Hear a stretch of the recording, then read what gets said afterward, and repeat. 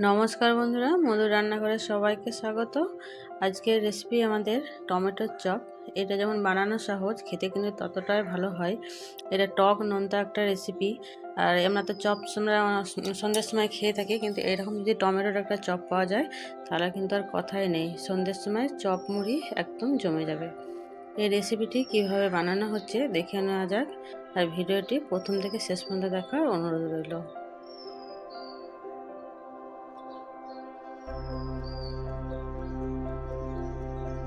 Tomato চপের জন্য প্রথমে এখানে আমি টমেটো নিয়েছি 4টে, আর টমেটোগুলো ভালো করে পরিষ্কার করে জল দিয়ে ধুয়ে নিয়েছি। এগুলো এখন কেটে নিতে হবে। মুখের যে অংশটা আছে সেটা কেটে আগে বাদ দেবো। এগুলো ফেলে দেবো না, পরে সবজিতে দেওয়া যাবে। টমেটোগুলো এখন অর্ধেকটা করে কেটে নিতে হবে, দু অর্ধেক করে। আর যে টমেটোগুলো বড় সাইজ আছে সেগুলো 3টে করে কেটে নিতে হবে। এই যে এইভাবে কেটে নিয়েছি, সবগুলোকে এখন এইভাবে কেটে নেব। সবগুলো কাটা হয়ে গেছে, সব টমেটোগুলো নিয়েছি, এইগুলোকে এখন সাইডে রেখে দেবো। চপের জন্য ব্যাটার বানিয়ে নিতে হবে, তার জন্য একটা পাত্র নিয়েছি, আর এখানে 1 বাটি নিয়েছি বেসন, আর এখানে নিয়েছি হাফ বাটি চালের গুঁড়ো। চালের গুঁড়োটা দিয়ে দিচ্ছি। চালের গুঁড়োটা দিলে খুব মচমচে হয়। কিছুটা চালের গুঁড়ো রেখে দিলাম, আর লাগবে পরে। আর 1 চামচ মতো কালো জিরে, স্বাদ মতো লবণ, হাফ চামচ হলুদের গুঁড়ো, লাল লঙ্কার গুঁড়ো সামান্য একটু, গরম মশলার গুঁড়ো হাফ চামচ মতো, আর হাফ চামচ পোস্ত। খুব ভালো করে হাত দিয়ে মিশিয়ে নিতে হবে, আর অল্প অল্প জল দিয়ে একটা ঘন থকথকে ব্যাটার বানিয়ে নিতে হবে। অল্প অল্প করে জলটা দেবো, একসঙ্গে জলটা দিলে পাতলা হয়ে যেতে পারে, তাই অল্প অল্প জলটা দিয়ে ঘন একটা ব্যাটার বানিয়ে নিতে হবে।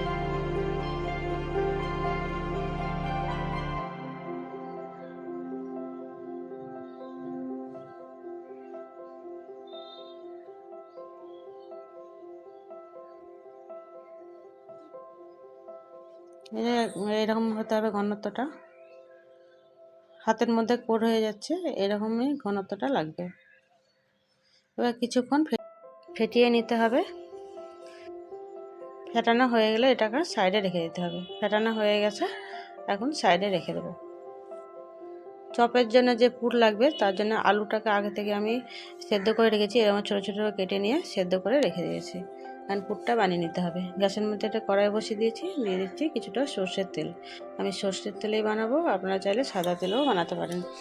দিয়ে দিচ্ছি 1 চামচ মতো গোটা জিরে। জিরেটা একটু হালকা করে ভেজে নিতে হবে। আগে থেকে আগে গ্রেট করে রেখেছি, 1 চামচ দিয়ে দিচ্ছি। আর দিয়েছি কাঁচা লঙ্কা কুচানো।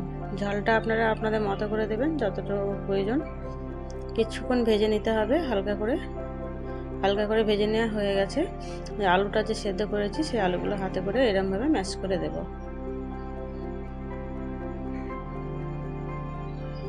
সব আলুগুলোকে এরমভাবে দিয়ে দেবো। সব আলুগুলো দেওয়া হয়ে গেছে। এবার একটু নাড়াচাড়া দিয়ে নিতে হবে, আর যেগুলো গোটা গোটা আছে এগুলো হাতা দিয়ে একটু ভেঙে ভেঙে দিতে হবে।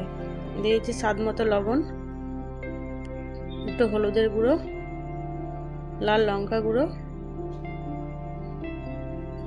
খুব ভালো করে নাড়াচাড়া দিয়ে একটু শুকনো শুকনো করে নিতে হবে, আর মশলাটা খুব ভালো করে একটু কষিয়ে নিতে হবে। এখানে জল জল থাকলে কিন্তু হবে না, একদম শুকনো করে নিতে হবে। ডোটা আমার অনেকটাই হয়ে গেছে। পুরটা দিয়েছি এখানে ভাজা মশলা। এখানে ভাজা মশলার মধ্যে আছে জিরে, ধনে, শুকনো লঙ্কা, আর গরম মশলা, গোটা এলাচ আর দারচিনি একসঙ্গে শুকনোভাবে ভেজে নিয়ে গুঁড়ো করা আছে। গুঁড়োটা একটু মোটা করে করা আছে। এই মশলাটা কিন্তু না দিলে চপগুলো খেতে ভালো লাগবে না, অবশ্যই আপনারা দেবেন।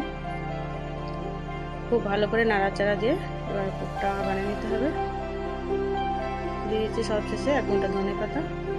একটু আবারও নাড়াচাড়া দিয়ে রেডি আমাদের পুর।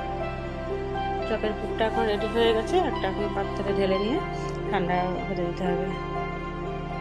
একটা পাত্রে তুলে নিতে হবে।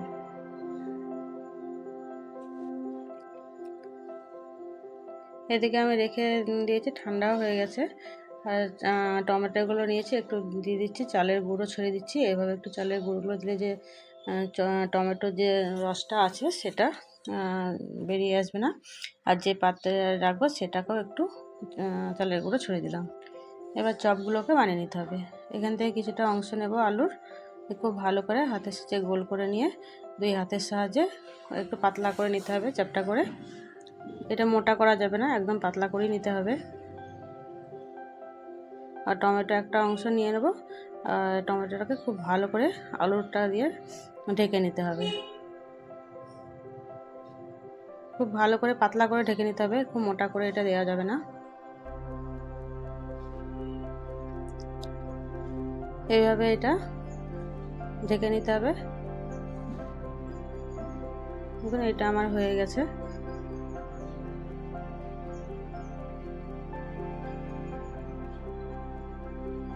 এটা একদম রেডি। এইভাবে সবগুলোকে বানিয়ে নিতে হবে। এটা এখন রেখে দিচ্ছি, চালগুলো দেওয়া আছে সেই থালার মধ্যে। এটা হয়ে গেছে, সবগুলো একইভাবে বানিয়ে নিতে হবে। এখানে আমি কড়াইয়ের মধ্যে সর্ষের তেল দিয়েছি, গ্যাসের মধ্যে বসিয়ে দিয়েছি। আপনার চাই সাদা তেলেও ভাজতে পারেন, তাহলে সর্ষের তেলে খেতে ভালো লাগে, তাই আমি সর্ষের তেল দিয়েছি। আর বেসনটাকে একবার ভালো করে ফেটিয়ে নিতে হবে। আর চপগুলো বানানো আছে সেখান থেকে একটা নিয়ে এরকমভাবে বেসনের সঙ্গে কোট করে নিতে হবে। খুব ভালো করে বেসনের সঙ্গে ডুবিয়ে গরম তেলের মধ্যে দিয়ে দিতে হবে।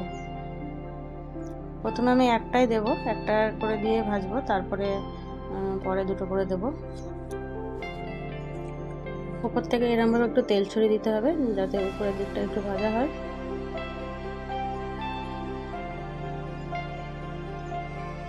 একটু উল্টে পাল্টে একটু লালচে লালচে করে ভেজে নিতে হবে। আর গ্যাসের ফ্লেমটা লো টু মিডিয়ামে রাখতে হবে, খুব হাই ফ্লেমে ভাজা যাবে না, তাহলে উপর থেকে ভাজা হয়ে যাবে, লালচে হবে, ভেতর থেকে কাঁচা হয়ে থাকবে। এটা হয়ে গেছে, তুলে নিলাম। এইভাবে সবগুলোকেই ভেজে নিতে হবে।